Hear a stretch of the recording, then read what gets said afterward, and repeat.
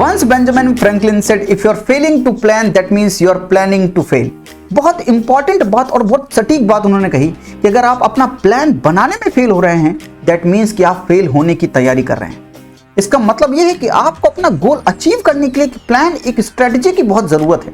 Without strategy you can not win. आप जीत नहीं सकते हैं, आप सिर्फ अपने फेल होने की तैयारी कर सकते हैं।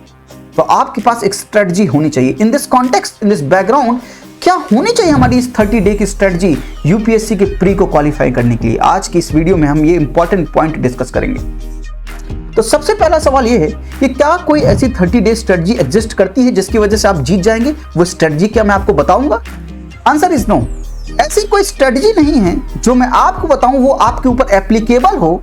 ऐसी सटीक स्ट्रेटजी नहीं है मेरे पास। क्यों? क्योंकि हर एक व्यक्ति अपने आप में एक अलग व्यक्ति है। आपका रूटीन अलग है, आप किस तरह से अप्रोच करते हैं चीजों को वो अलग है। इसका मतलब ये है कि मैं आपके लिए स्ट्रेटजी बना नहीं सकता हूं। That's truth.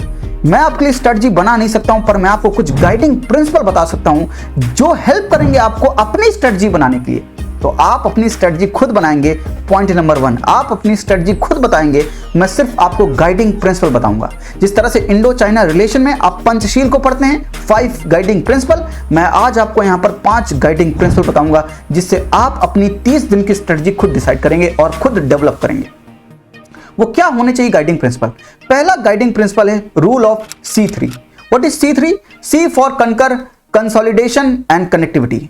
तो यहां पर रूल ये है कि आपने जो भी कंकर किया, यानी जो भी आपने पढ़ लिया है, अब ये समय 30 दिन का समय ये है कि आपको चीजों को कंसोलिडेट करना है, रिवाइज करना है। Do not read anything new, just revise the old things. जो आपने पढ़ रखा है, जो आपने कंकर कर रखा है, उसको आप कंसोलिडेट कीजिए, उसको बार बार रिवाइज कीजिए। और कंसोलिडेट करने के बाद आप कनेक्टिविटी डेवलप कीजिए। डिफरेंट टॉपिक्स के बीच में कनेक्टिविटी डेवलप कीजिए। सर, आप अपनी इंफॉर्मेशन को नॉलेज में कन्वर्ट कीजिए।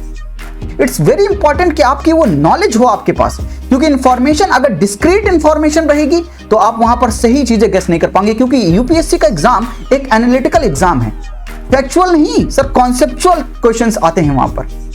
तो वहां पर आपको ये ध्यान रखना है कि आपने जो भी पढ़ा है उसको आप कंसोलिडेट कीजिए इन 30 दिनों में और कनेक्टिविटी डेवलप कीजिए ताकि आपकी इंफॉर्मेशन नॉलेज में कन्वर्ट हो सके। तो रूल नंबर 1, गाइडिंग प्रिंसिपल पहला ये है कि रूल ऑफ C3, इसको याद रखिएगा। Do not read anything new, just consolidate, revise the previous things and develop the connectivity between them. पहला रूल आपको समझ में आ गया। अब दूसरा रूल क्या होना चाहिए? अच्छा, कुछ लोग पूछते होंगे कि सर अभी बहुत कुछ पढ़ना बाकी है, हमारा छूट जाएगा, तो उसके लिए क्या करें? तो आप रूल नंबर 1 में अगर मैंने आपको ये बात बोली कि do not read anything new, तो आप ऐसा कर सकते हैं कि बहुत मजबूरी है कि पढ़ना ही पढ़ना है क्योंकि बहुत कुछ छूट रहा है। तो आप यहां पर एक काम कर सकते हैं कि आप अपने डे को, लेट्स से कि 11 आवर की स्टडी पीरियड है आपका, तो आप डिवाइड कर सकते हैं।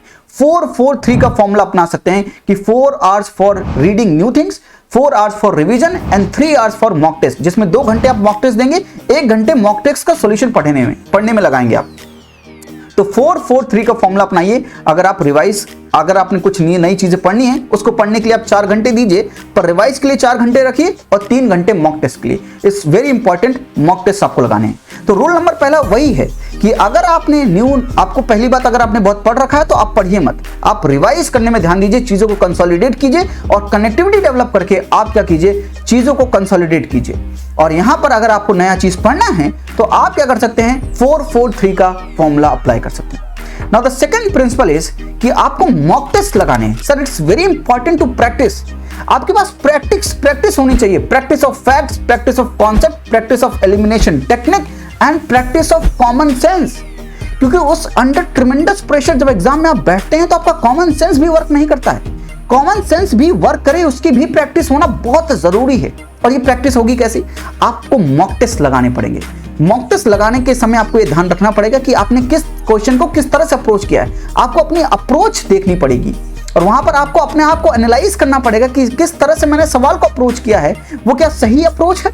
आपको अपने आप को इवेलुएट करना पड़ेगा। तो आपको मॉक टेस्ट लगाने पड़ेंगे। सेकंड गाइडिंग प्रिंसिपल ये है कि आपको मॉक टेस्ट लगाने पड़ेंगे। और साथ में ये ध्यान रखिएगा कि मॉक टेस्ट लगाने के बाद यूपीएससी के पेपर्स लगाकर जाइएगा लास्ट में, क्योंकि यूपीएससी के जब आप प्रीवियस पेपर्स लगाएंगे तो आपको एक गाइडिंग प्रिंसिपल वहां पर ये मिलेगा कि आपको एक डायरेक्शन मिलेगी कि यूपीएससी किस तरह से सवाल पूछता है। मॉक टेस्ट में तो कोचिंग इंस्टीट्यूट आपको बताते हैं कि ये देखिए सवाल है, लेकिन यूपीएससी के सवाल जब आप पढ़ेंगे तो आपको एक डायरेक्शन मिलेगी कि इस वे से वो सवाल पूछता है। तो यूपीएससी के प्रीवियस ईयर पेपर और उनका एनालाइज करना बहुत जरूरी है। सेकंड प्रिंसिपल में आप याद रखिएगा, सेकंड गाइडिंग प्रिंसिपल इज कि do mock test and UPSC previous year papers. और इनको कैसे करना है, इनको उस समय पर करना है जहां पर यूपीएससी एक्चुअल एग्जाम लेता है, यानी वो टाइम पीरियड जिस समय यूपीएससी एग्जाम लेता है उसी समय आपको मॉक टेस्ट देने हैं, ताकि आपकी जो ये बायोलॉजिकल क्लॉक है वो यूपीएससी के एग्जाम के पैटर्न से एकदम सेट हो जाए। तो आपको अगर एग्जाम 9:30 से 11:30 होता है तो आपको उसी समय एग्जाम देना है, ताकि उस समय आपकी इफिशियंसी बढ़ सके, ताकि आप अपनी इफिशियंसी को बूस्ट कर सको। उस समय आपका कंसंट्रेशन लेवल बहुत ज्यादा हो। तो यहां पर आपको एक बात को ध्यान देना होगा कि मॉक टेस्ट लगाना है और सही टाइम पर भी लगाना है। बहुत जरूरी है कि वो टाइम एकदम सही हो। तीसरी चीज ये है कि आपको खाना, ईट क्लीन एंड रिमेन हेल्दी।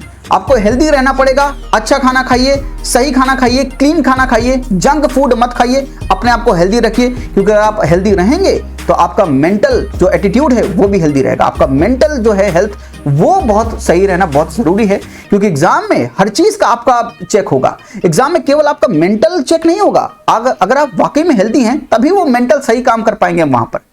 तो यहां पर जरूरी है कि आप जो है हेल्दी रहें, और आप क्या करें, बहुत ढेर सारा प्रेशर ना लें। आप क्या करें, इतना भी प्रेशर ना लें कि आपकी हेल्थ जो है वो कॉम्प्रोमाइज हो जाए।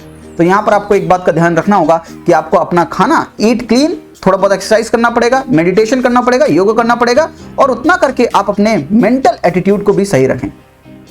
फोर्थ थिंग इज कि जो भी ये स्ट्रेटजी आप बनाएंगे इन गाइडिंग प्रिंसिपल से, उसको आपको फेथफुली, रिलीजियसली इसको इंप्लीमेंट करना है।